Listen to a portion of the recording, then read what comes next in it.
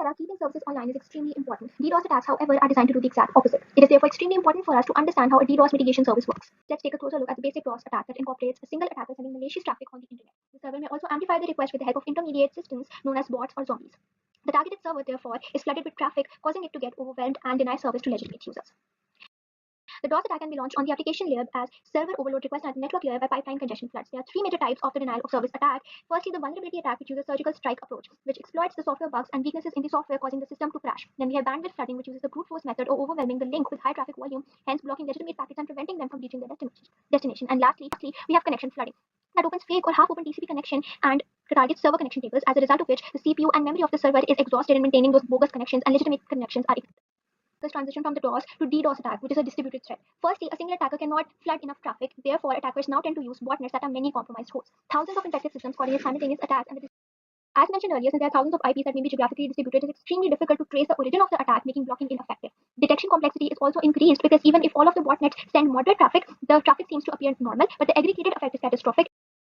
So I hope that the transition from DOS to DDoS is clear. DOS includes one attacker, whereas DDoS includes many compromised devices attacking simultaneously.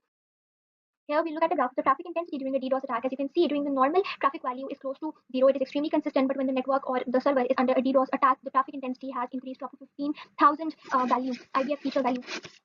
So what are the consequences of a DDoS attack? First of all, we have widespread outages and cascading internet disruptions, because even if one critical internet service is down, all the services relying on the service are also going to be down. If a DNS server is down, all the websites that were using those DNS servers are also going to be out of service. Similarly, you have financial and reputational damage. Botnet, which was extremely famous, it occurred in 2016. Let's see what happened. October 21st, 2016 started like any other day. Coffee machines buzzed, and people logged onto their computers for work, study, or leisure. But then suddenly, screens went blank. Twitter feeds wouldn't refresh, Netflix shows were interrupted mid-scene, and emails wouldn't send. A collective gasp echoed across the world. What's happening to the internet? The invisible digital threads connecting the world had been tangled. DIN, the highway of the internet, guiding people to their online destinations, was under attack.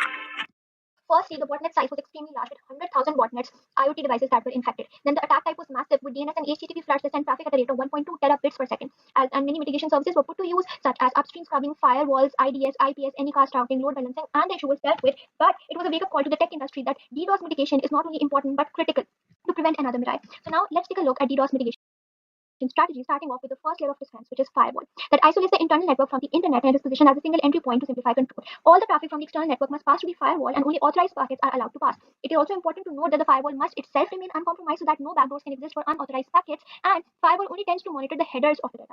The firewall makes use of a basic firewall technique, which is packet filtering. It examines each datagram individually on source and destination IP, protocol type, port number, and TCP flags. For example, it can only allow incoming TCP SYN packets to port 80, block UDP floods, and firewall technique is stateful packet filtering. So compared to the previous packet filtering, this sort of packet filtering monitors the context of the connections as well. So if any data packet is part of an ongoing conversation that the firewall recognizes, only then that data packet will be allowed to pass. So it must be part of the connection table. This helps to prevent malformed ACK floods that are sending of ACK packets without SYN packets. The TCP handshake does not take place, but ACK floods are sent.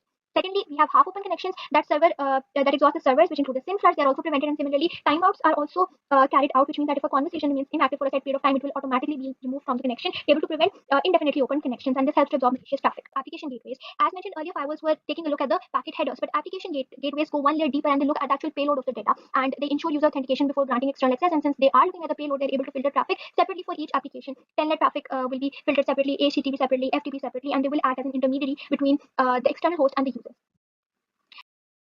IDS and IPS are basically intelligent threat detection systems. IDS tends to send alerts, whereas IPS will block the traffic in real time. If you look at the flow chart to the left, you can see that when the network traffic passes through the IDS, it will do pattern matching against known attack signatures. And if any traffic is malicious, it will be flagged and an alert is sent to the controller, which will then update the rules of the network. For example, add another IP to the block list, update firewall rules. So the monitoring is done in real time and the rules are updated by the second. So there are basically two types of anomaly detections in IDS. First of all, you have signature-based detection that compares the packets with a database of known attack signatures, and is basically accurate for known attacks since the packets have to be checked against an existing library. So when the traffic is pretty heavy, it's going to take a lot of time. That creates a bottleneck effect. And anomaly-based IDS basically learns normal traffic behavior and will flag any deviations. Even if a packet is new and it showcases any sort of abnormal behavior, it is going to be flagged. So it is good for detecting new attacks. Now, this is the final layered model that we can use in order to prevent DDoS attacks. On layer 1, we have firewalls that will block unauthorized packets, and we have application gateways that tend to inspect app-level data, IDS, IPS, then DNS, network redundancy, which basically helps to distribute the malicious traffic across various servers and various data centers so that they can deal with them individually, and the larger problem is dealt with individually in different data centers, and as a whole, the issue can be resolved. And then central monitoring obviously is needed to ensure that all of the layers are coordinated.